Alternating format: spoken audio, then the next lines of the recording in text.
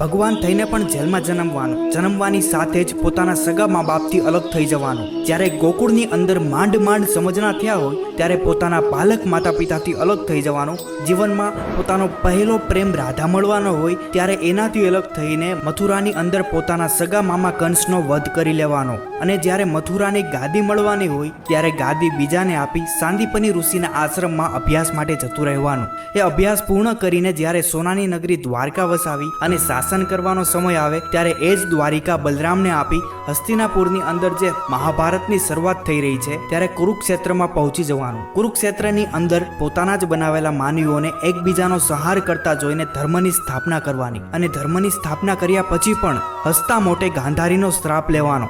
અને શ્રાપ લીધા પછી પોતાના જ યાદવોનો એકબીજાનો વિનાશ કરતા જોવાનો. અને છેવટે પોતે ભગવાન હોવા છતાં પણ એક પારધીના તીરથી સામાન્ય માણસની જેમ મૃત્યુને પ્રાપ્ત કરવાનું અને પોતાનું શરીર છોડીને જગતના હૃદયમાં અમર બનીને રહેવાનો.